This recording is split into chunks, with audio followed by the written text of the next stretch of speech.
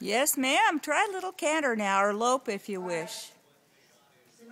This is the first time she's been bitted while lunging, so it's good. We're getting her used to the snaffle, and we'll have someone on her in a minute. Nice flat knee, deep behind. Nice cadence to the lope.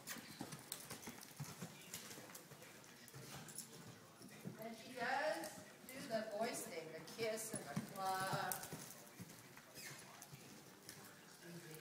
And now we can try a trot. Trot. Trot. Trot. Trot up. Okay, I think that's pretty good, Karen. She's been handled extensively, and in-hand trail and all kinds of things. Excellent, excellent job. Mm-hmm.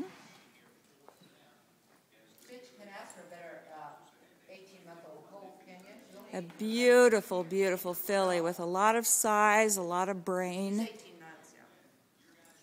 Hi, Holly. How you doing? She's a Justin baby.